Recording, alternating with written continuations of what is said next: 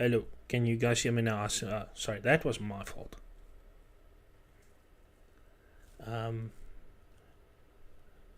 There we go. Sorry, I went. My bad. It's me, Big G. We're back here.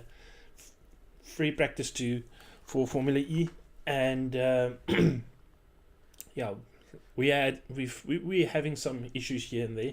I'm using my phone as a monitor to see how the live stream's going. If audio comes through, we've had issues on Facebook, so I'm streaming to YouTube only at this present time to see if we're getting better results, and let's see what happens. Please thank you for joining, those who are here. If you have friends that might be interested, please share, and also please do me a solid and like and subscribe to the channel. It will help a big deal, and then this can take the channel a bit further than it is at the moment. Yes, so free practice 2 is not far off. I think it's about to start, and let's get ready for this. Let me see that we can pull it in here, and then let's see what we can do here. Let's go to the live stream, and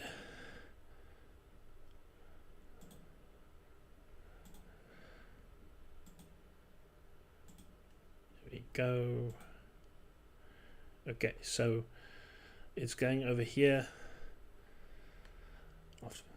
So as soon as it starts, I will join in the audio into the mainstream, and let's see what happens in free practice 2.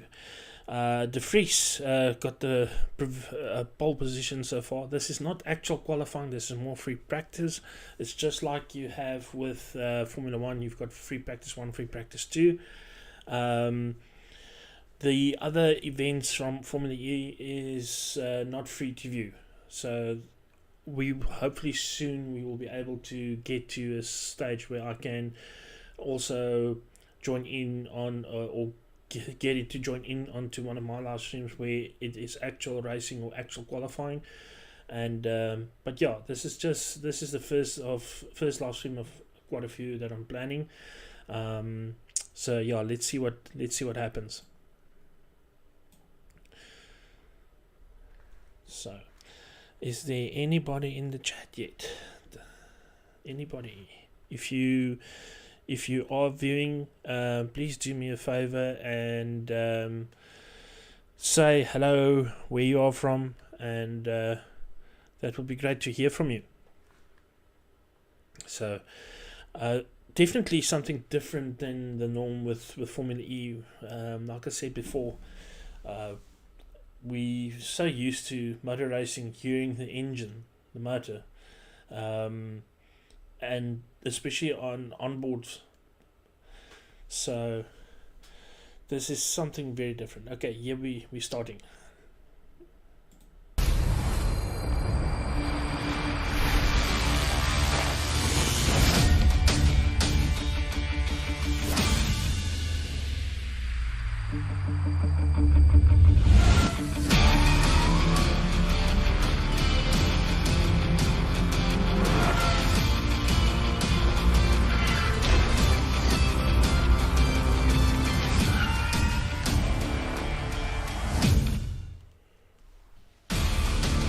The second free practice session here in Monaco is about to get underway. It's round 6 of the ABB FIA Formula E World Championship, the Monaco E-Prix. A very good morning. Thank you for joining us in what is a chilly, overcast day in Monaco, especially compared to the last few days that we've had here in the Principality. But The action on track is going to be fascinating, and this is where we're at with the season so far. 2 races in Diriyah, won by Nick de Vries and Eduardo Mortara. Pascal Wehrlein won Porsche's first race in Mexico City, and then Mitch Evans dominated in Rome, winning both races for Jaguar TCS Racing. A single header here in Monaco, and then we're off to Berlin in a couple of weeks' time for a double header, and then the season set to finish in Seoul in the middle of August. My name is Jack Nichols. Alongside me in the commentary box is the former Monaco Formula One driver and Formula E driver, Karun Chandok. Karun, good morning. Monaco, always great. Watch. Yes, always happy to be here. It's a fantastic venue and a fantastic setting for a race. But more importantly, it's a great track, Jack. Yeah. You know, I loved racing here, you know, in any category, really. So, yeah, very excited to be back. Jean-Eric Verne is very excited to be at the top of the championship. He's 2 points ahead of Robin Freitz in the Envision Virgin car. Stoffel Van Dorn is third, 4 points back from Jean-Eric Verne. Evans and Mortara still in that lead group. And then you've got Lotterer, Wehrlein and de Vries, who are still kind of within touching distance. We're not at the halfway point of the season just yet, though. We've got Nick Cassidy, who was quick in free practice earlier on, second fastest. In fact, he's 13th and hasn't got a huge amount of points. Sims, Sete Camera and Giovinazzi, the 3 drivers who are yet to score this season.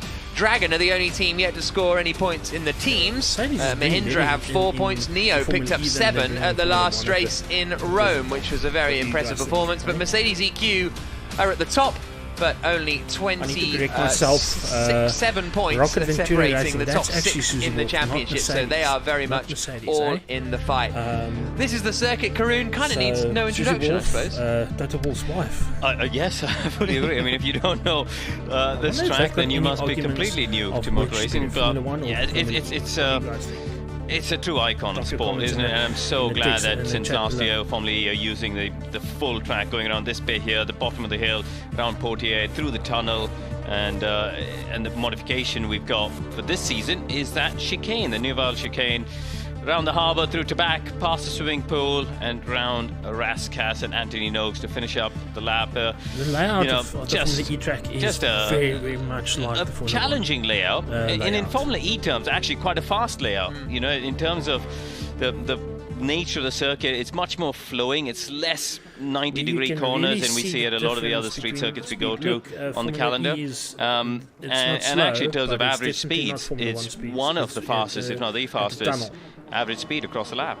Jean-Eric Verne won here from pole position in season 5, and he leads the championship, the 2-time champion in 2018 and 2019. Not won a race so far this season, but he's the only driver to have scored points in every race so far. Antonio Giovinazzi still waiting to get off the mark for the Dragon Penske Autosport squad. His best result of the season was the first race in Rome, where he finished in 18th position. The Dragon, not a particularly strong race car, but Sergio Sette Camera did qualify 10th on the grid in Rome, which was impressive. Eduardo Mortara getting ready to go, doesn't have a particularly successful record in Monaco, but Venturi, the only Monegasque car racing team around, and they will be hoping for a strong weekend. Got a podium here a few years ago with Felipe Massa, which was a big day for them. Jake Dennis in his new helmet. In fact, has he got the sort of casino-y thing on the top there? I wonder if this is a fully Monaco-specific helmet. I will have to ask. Did it give away when it says Monaco on the front of it? Oh, I didn't see that bit. Is that what gave you the clue? Yeah. I didn't spot that bit. Okay, well, yeah, he's wearing his Monaco-specific helmet. Track goes green. Everybody straight out onto the track, as you would expect. Only 1 hour of practice throughout the whole day, and the teams have so much running to get through, with your race energy management kind of running, your group qualifying running at 220 kilowatts, and your full dual qualifying lap running at 250 kilowatts. It's a lot. Yeah, it is a lot. I think the good news is it's the same for everybody. You know, I think where you've got to be very careful is not to have a problem or an incident during free practice session, because that will completely destroy any opportunities you get. That is getting a look here as we come past the casino, the attack mode, which we'll see in the race on the left-hand side of the track. This is a fantastic overhead shot, isn't it? They come through Mirabeau, past the Fairmont Hotel, around the hairpin, and into Poitiers. it's but it's not as loud. You can't as really appreciate the gradient on the circuit unless you actually try and walk up and down the hill, don't you? You know, the run from Sandoval up to the casino, it's incredibly steep. Yeah. And similarly, conversely on the other side, as you drop down the hill, and you get a little bit there, you can see, as they come into the chicane out of the tunnel again, really steep drop, very tricky under braking there. The rear of the car always light, and it's quite hard to get it under control. I suspect we'll see a lot of people, particularly in qualifying when they're pushing for it on the lap, lock up and have a little bit of a shock through that chicane. Absolutely, and the track, largely speaking, unchanged since the first racing in 1929. This all has got a bit more of a loop. It used to be more of a hairpin, but now there's the Raskas bar in the middle that you have to drive around. A bit of a change of the chicane, and they built the swimming pool in the 70s, I want to say, but apart from that, overall, it's about the same. Here comes Nick de Vries up the hill, quickest man in free practice one. A strange season so far for Nick de Vries. He's been qualifying well. In fact, he's got him and Andre Lotter have the best average qualifying, 4.6 over the course of the season. But he's down in 8th place in the championship. A win, a 10th and a 6th in the first 3 races. No points in Rome. And both races in Rome, he didn't have the race pace and got involved in fights. And as soon as you start in Formula E getting involved in a fight, they would overheat the rear tyres, and then you'd start to slide more, you'd use more energy, it would just go backwards and backwards, and you end up in this sort of declining cycle. Yeah, I mean, the good news for him is he's still, less than a win in terms of points away from the championship lead. So he's not, it's not a complete disaster. But he does need to get his season back on track. He started off, as you said, Jack, in great form, winning that opening race, reigning champion. It was all going wonderfully well on the first day, and actually, frankly, when you looked at it, he and his teammate Stoffel van Dorn dominated really that first day of the season, and we all thought, okay, this is going to be, they're going to be up and away. And the fact that Venturi was competitive, everyone assumed this was a season where the Mercedes powertrain was the one to have. But as it's unfolded, it hasn't quite worked out in that way, has it? Neither of them have won since then. Stoffel obviously very consistent, 3rd in the championship, only 4 points off the lead. But yeah, for de Vries, he really needs to get his title challenge back on track. Mercedes weren't particularly strong at Monaco last year as they come up the hill. And there goes Jean-Eric Verne. He's in. The Jaguars are out on circuit now. They seem to be quite quick in last year, in particular. Mitch Evans almost taking the victory, but we have had, as we go on board here with Lucas di Grassi now, driver's eye around the town, the city, the country in which he lives, as he comes up the hill now towards Massenet. So as you go up, it's completely blind as you go under this bridge. You've got to stay about 2/3 width wide on the way, and di Grassi taking a tighter line than most other people, and that's what happens if you go in a bit too tight. The rear of the car steps out. You saw him having to correct it. Go over the bump down in Mirabeau. Important to get the wheel into that inside drain. It really hooks the front round. And then here through the hairpin, you see some drivers using the curb. Often you have to do that one-handed. The right-handed Portier use plenty of curb, get on the pavement. The next right-hander as well. You get a lot of grip actually on the way out. It's weird how when you come through that second part of Portier, the rear of the car just grips up. It must be just the way the gradient is. Downhill braking, as I said before, for the chicane, really tricky on the rear end of the car. Important to be aggressive with the wheel, I think, to change direction here through the chicane. To back, get as close as you can to that inside barrier, and then flirt with the one on the right-hand side, comfortably flat through the first part of the swimming pool chicane. And now this is a tricky one because you got a curb on the left, and it's a bit of a risk-reward game you're constantly playing in terms of how much you use for the second part of the chicane. Raskas and Antonino, very important to not turn in too early into the last corner. There's a real temptation to go in a bit early into that one, but actually you've got to wait. You've got to consciously tell yourself to wait just a fraction, turn in a bit later, and then straighten the wheel as the track drops away. So there's the lap of Monaco. And that put di Grassi 11th fastest in the Rocket Venturi. And that was at 220 kilowatts. Robin Freitz now climbing the hill. Now, Envision are a bit interesting because they, every weekend so far, we've sort of had a dominant team. Diriyah, we had Mercedes dominate, as Karoom was alluding to. Mexico was sort of Porsche's turn. And then Rome was sort of Mitch Evans and Jaguar's turn. But at pretty much every race, Robin Freitz has been in the mix, second on 2 occasions, the only driver to have been on the podium 3 times this season, but never quite looks like he's going to win. When the race is unfolding, it's never like, you know, Robin's got this. Not that I don't think he can have it, of course, but you know, it never feels like they are the team to beat so far this season. But, you know, consistency is helping them, isn't it? You know, as you say, he's racked up those podiums, only 2 points off the championship lead. Yeah. But looking at the... So he's got to be doing something right.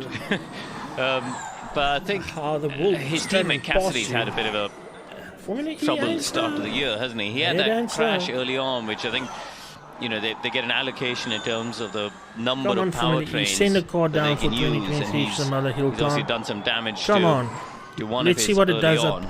up I think that's had a bit of a knock-on effect. The hill there, Neisner. Let's see what Freins does on this lap as he comes up across the line. It's not a great lap, no improvement. Okay, very good job, R1 straight away, full energy lap when you can. So that's full energy lap, meaning they're going to go flat out. He comes through to complete a lap. Threading a needle. And there is James Rossiter, advisor for the DS Techeetah team. DS We've got 22 minutes left on the clock. And Roland has returned to the pit lane now. So we've got just over 21 minutes left of free practice 2. And so far it's the Vries goes up into third spot. 1 minute 30.8 for Nick de Vries is the quickest time so far, and that's actually 3 tenths quicker this is free practice than he has managed in free practice 1. So he's already found a little bit more time. You can see a lot of drivers in attack mode or full power at the moment as Lotterer slides through the top of Casino Square. Nice black lines on the outside of the corner. I think quite a few drivers are having a slide up there. Blue halo. Yeah, it's easily done because you got a little bit of negative camber as the car comes out of that corner there, the right-hander on Casino Square. Here he is into Portier. Really important to get a good exit here. This is the fastest part of the track as you come through the tunnel. Should be comfortably full power for the drivers. Make sure you bring the car across the right-hand side and get it straight under braking. You don't want any lateral load as you brake for the chicane because it'll just make it even trickier than it already is. He's going to have a bit of traffic on this lap. Shouldn't be too much of a distraction as the Neo gets out of the way. Second sector time, obviously a personal best. Oh, you got a yellow flag. Yeah, that is one of the Andretti's has come to a halt in a kind of strange position. Looks as though it might have sort of broken down rather than anything else, rather than having an off on the way into the second part of the swimming pool. Just trying to work out which one that is. I think it is Askew, yes. So Askew getting pushed off. Now, he's only going to lose 20 minutes of running, but that's a third of the practice session. I was going to say, you say only. Yeah. It's pretty critical. And as I was saying before, you can't afford to lose any time. They've got so much work to do in terms of getting the car prepped for, you know, for the race. You want to understand what sort of energy targets you need to achieve. You need to understand, as a driver, you want to know, where and what's the best way to save energy without costing lap times. We see a big lock up there for Alex Sims into Saint-Devote. Wow. And, once you've got that understood, you've got to then obviously work on your qualifying performance in 2 different engine modes, in power mode. So, yeah, very tricky as we see Sims sliding his way around the Hotel de Paris and Casino Square. Another driver, as you said before, Jack, leaving some dark lines of rubber as they come around the casino. 7 tenths down, though, in Sector 1, so not a great start to this lap for him. No, he's on a full power lap. Didn't get a full power lap in the first practice session. That's why he ended up last in 22nd place. But he's on the full power lap now, as you say, 7 tenths away in the first sector alone. His middle sector split will come after the swimming pool. Onto the brakes now. Sitting here thinking, I would have loved to see into the a chicane. Legendary driver such as it's a good camera angle to just see at this next corner how close he gets up to the barrier there. Very close on the inside line. Leaves a little bit of a margin on the way out. His second sector, he's done a personal best, but it's not as quick as we've seen from other drivers. So let's have a look. The sun's starting to come out. Track temperature starting to come up now as well. And the circuit actually had a lot of grip this morning, the drivers were saying. So see as he comes up across the line what that does for him. It's 1.6 seconds off. Let's have a little replay. This is where he lost a chunk of his time, as we saw in sector 1, and a large part of it down to that lock up there. Yeah, and then he had a sort of a bit of a wobble here too, and didn't quite get to the apex, so that probably cost him all the way up the hill as well for the Mahindra driver. De Vries is quickest at the moment, Mortara second, third is Van Dorn, fourth is De Grassi, fifth is Dennis. Robin Freins is 13th. He's on a full power lap, right up to the wall on the exit of Portier. He also didn't get a full power lap in the first practice session, down in 20th place in the Envision. His first sector, though, is a 10th up, but is he getting that stopped? He is. Just about. A big lock up there, and he actually locked up the outside wheel, and that's what I was saying. It's important to get the car straight without any lateral load, because if you don't, that's what happens. If you're trying to steer right while braking, it's easy to lock up the outside tyre. Here he is sliding his way into the chicane. Used a lot of that sausage curb there on the left. A bit too deep, a little bit greedy on the way in, gone in a bit deep, missed the apex at Raskas. We'll see if that's hurt his final sector time as he comes up to the line. De Vries on a 30.8 to beat, and Freins does it with a 30.6. Nice. So almost 2/10 clear of De Vries. There's a replay after that moment. He was told to see him on the radio that fast a reminder after a about big lockup balance like at that, turn and 10. I actually think that's turn 10, isn't it? The go B1 chicane. I refuse to use corner numbers. So do I. So do I. I mean, so maybe that's and a the way brake they're balance hugging adjust the is what walls, the it's like suggestion is there. The braking turn 10, man. Hugging the Always the walls. right. Hey guys, take one of Can these confirm cars it is down turn 10 then. to Mount Panorama Bathurst. Freins frustrated with the braking. Here is Sam Bird climbing the hill, fifth quickest at the moment. He's just done a lap, in fact, at 1 minute 31.2, half a second away from Freins. Here's some full power running from Pascal Wehrlein, winner of the race in Mexico. He was much more neat and tidy compared to Freins through the chicane, and through his first sector. He's done a very good middle sector there, Jack. Fastest of anyone in the middle sector. Now only a 10th down on Freins across the first two. He was decent in sector 1. We'll have a look and see if he can get a cleaner run. We know Freins had a little bit of a scrappy run through the final part of the lap. This could work out for Wehrlein. Very close to the barrier on the way out of the last corner, and it puts him third on that lap. So 2/10 away from Freins. So Freins, De Vries, Wehrlein, Mortara and Van Dorn, the top five, almost at the halfway point of the session. And there's a look at Wehrlein through the final corner.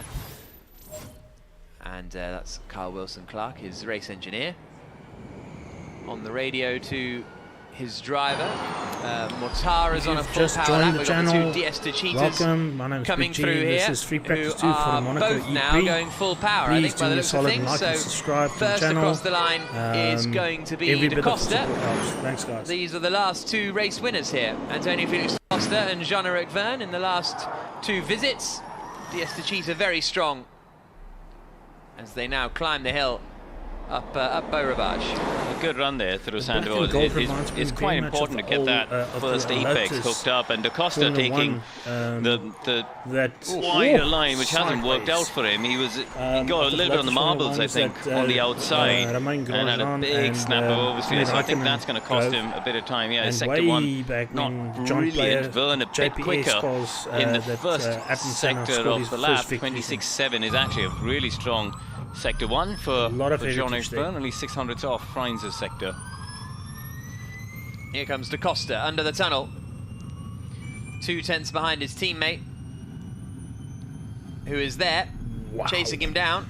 Okay, this as he really emerges gives into you the a sense of sunlight speed. and onto the brakes. Look at his hands sawing at the wheel on the braking there as we cut back now onto Da Costa as he comes through to back. Look for the barrier on the left. Does he leave? Ooh, not much margin there on the right.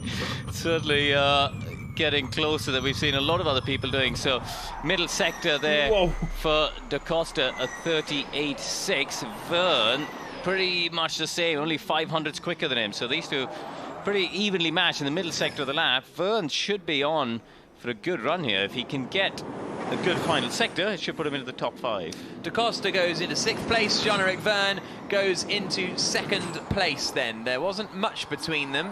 Verne found a bit of time in the final really sector close. too, but mainly it was up at Matinee where it went away for Da Costa. De Grassi's on a quick lap. He's almost 2 tenths up on Robin Freins here. Through Le Rascasse. I think he's gone wide there, Jack. Yeah. I think he used a lot of curb at the second swimming pool chicane. Really launched it over that curb. Be interesting to see how that reflects on the lap time. And yeah, it's cost him. And he went, I think he went quite almost too aggressively on that curb, and then again made a mistake at Rascasse. So ultimately, not great. 6 tenths slower than Freins in the final sector there, Lucas de Grassi. So there's now a yellow flag. Well, someone's gone straight on at turn 1, and that is Tictum. And someone else, I think there's also a yellow flag as... Okay, so I think turn 18 is the final corner, though. So there's something else going on out there as well, potentially. But Tictum has gone straight on, down at the first corner. He just started a push lap by the looks of things with the halo flashing purple. Freins quickest, Verne second. Yeah, there at Rascasse, I think we've got a yellow flag out still too, with 12 minutes on the clock. This is what happened to Tictum down at turn 1. There he goes. Completely missed his braking point and then locked it up. Oh, we've got a red flag, Jack. So yeah. Whatever's happened down at Rascasse is... Brought out the red flag, maybe a stoppage on track or something. And it looks kind of clear, doesn't it? 11.5 minutes to go. Askew Sims. No, Sims came across the line, but Sims is showing us stopped on track on the timing screen, but he's somewhere in the first sector. So, yeah, red flag out at the moment. We'll try and work out exactly what's happened, but this will be compromising for the teams. We think it's Sims somewhere. There he is. So Sims is ground to a halt on the entry to Rascasse. So Sims out of the session, and they are going to have to... There's a lot of marshals trying to get their car to move. It's like something's jammed up. Yeah, and I don't quite know where are they going to... Is there room there? There is. Okay. I was thinking that they wouldn't be able to get into that gap, but we're going for it. He's trying to get them to push forward, is he? Yeah. All right, let's have a look at this. Here's the replay. And just pulled over. Yeah. Is it a mechanical? Looks like a mechanical issue. Yeah. Did he touch the wall? That is Antonio Giovinazzi touching the wall.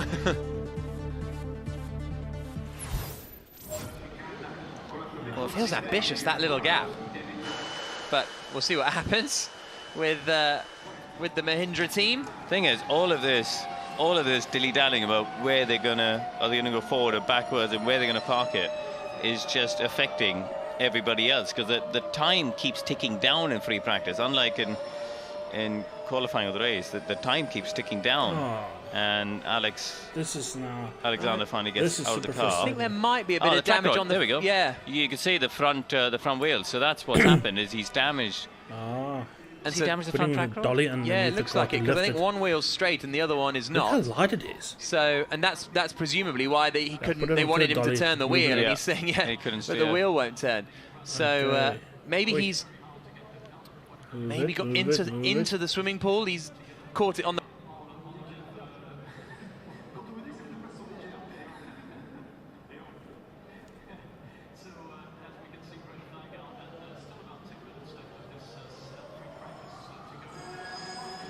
Hey, attention team managers, this is race control.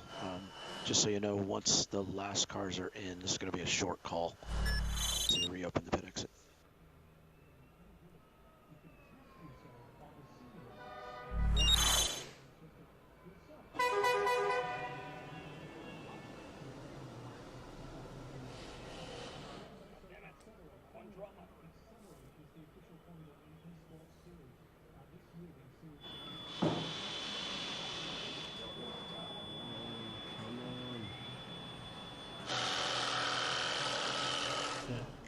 seems like everybody's coming into the pits and they've got a short call so that they can actually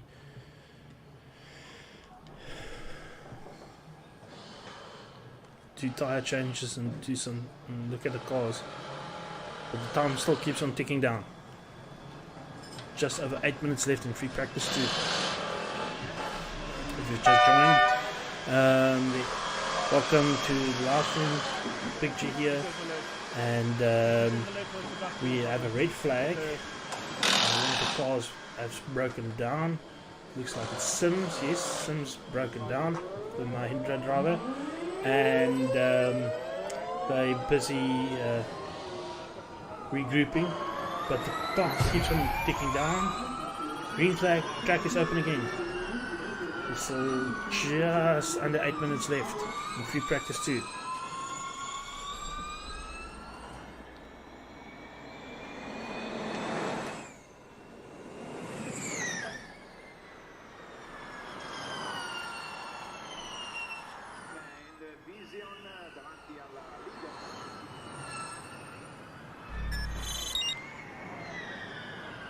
I think your tires should be around 45 degrees sun.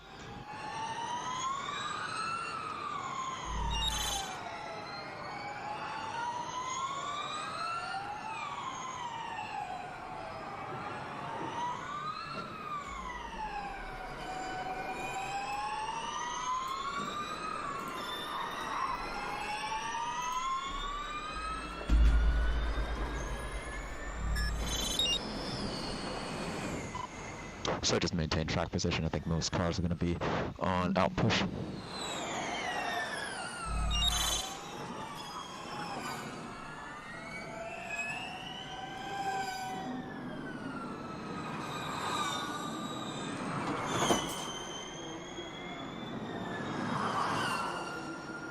Qui a Monaco per la gara che poi partirà.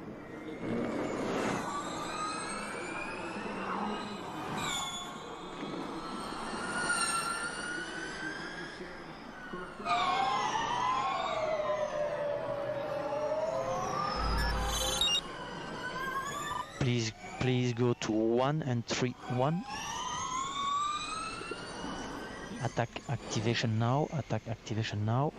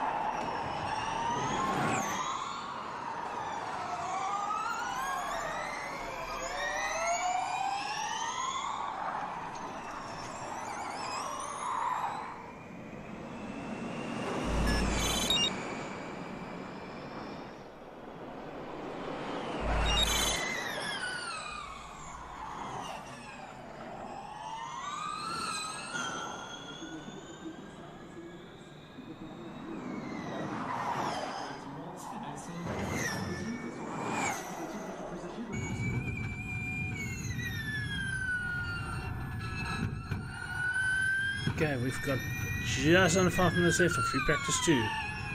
We're on board with... Who is this? Sam, 2 seconds. Is this Bird or is this Evans?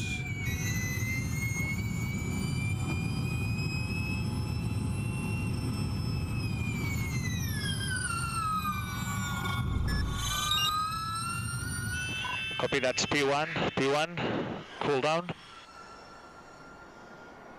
And the Costa just went P1. Really? Yes.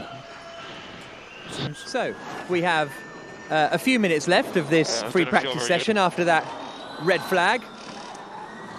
And we've had a bit of a power cut in the commentary box, so we apologies for that little delay. Like Oliver Turvey is just coming into the final corner at Anthony Nogues now, and out across the line, crunches the curbs on the exit, and Turvey comes across the line and jumps up the order a little bit. Oliver Turvey in the in the Neo 333 car after his heroics last time out in Rome, going from the back of the grid all the way to finishing in 7th position, which was very impressive from Turvey.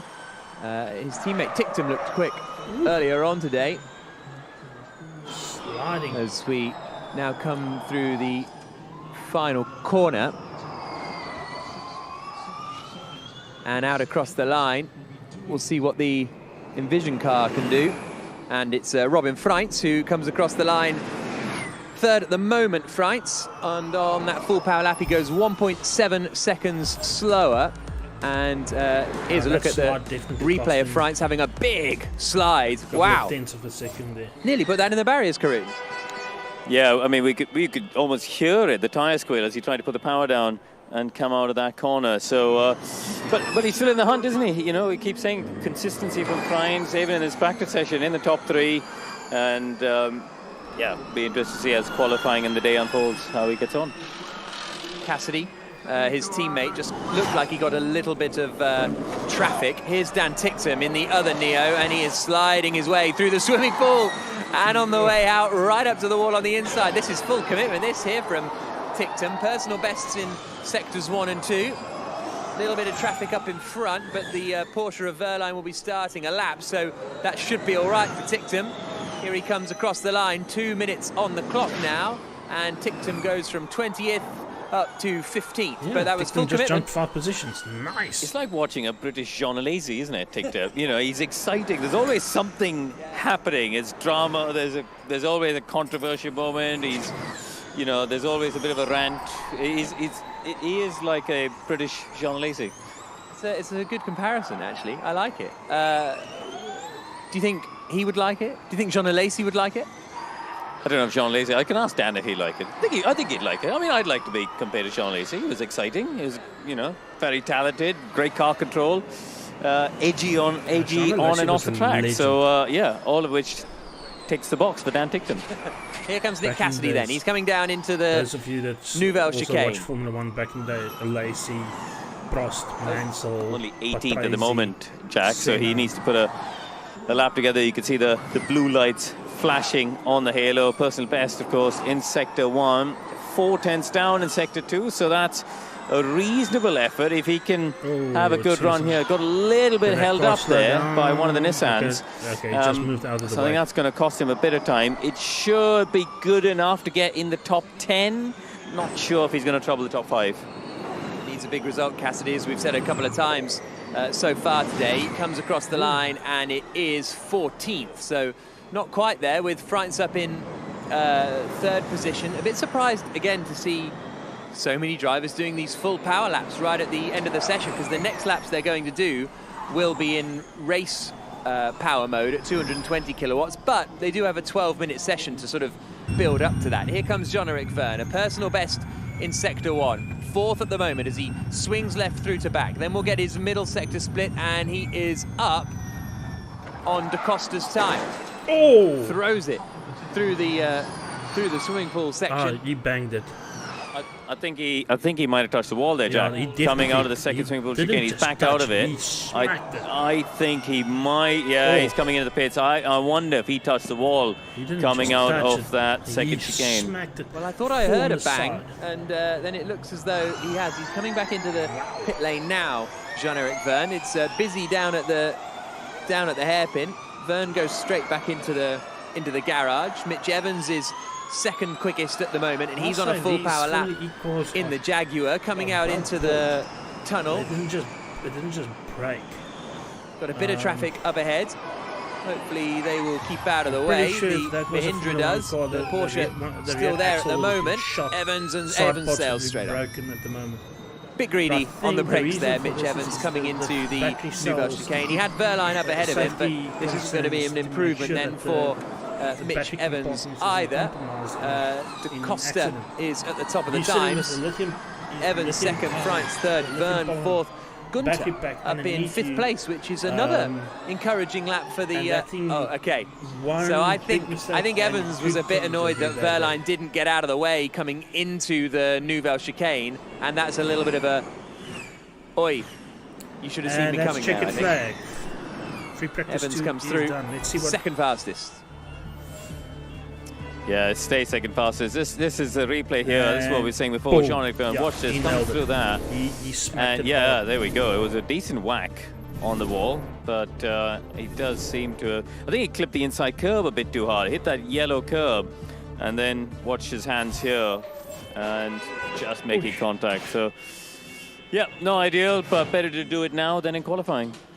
And there you can see Vern investigating the back of the car and just checking to see how much damage there has been to his DS Techeetah. Hopefully, or he will be hoping, not very much, but the team at least have a bit of time before qualifying to get it all fixed again. There's Da Costa returning to the pit lane now as well.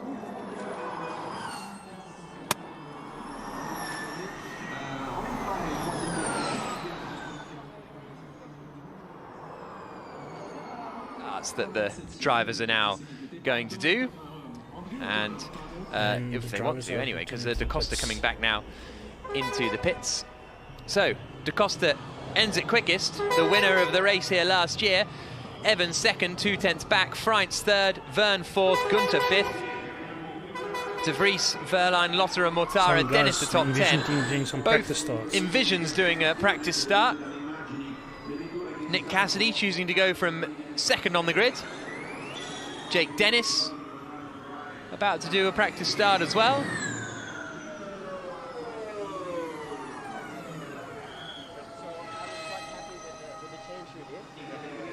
I think De Vries saying I was quite happy with the change we did there, although he ended that session. Where did De Vries end that session? 6th fastest, 4/10 away from Antonio Felix da Costa, so not too bad. Stoffel van Doorn, his teammate, finishing 11th in that session. Sebastian Buemi, who ended up 15th with his teammate Max Gunter up in 5th, but it's all to play for in qualifying in just an hour or so's time. Pascal Verline had that little moment with... That concludes free practice 1 and free practice 2 for Formula E for the Monaco E Prix.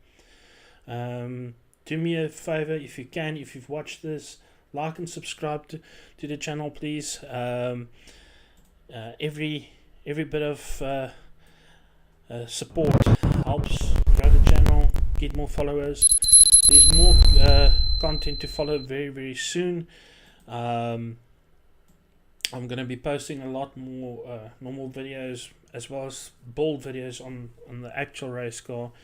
I'm going to put out the word to see what other live streams we can do, not just events like this.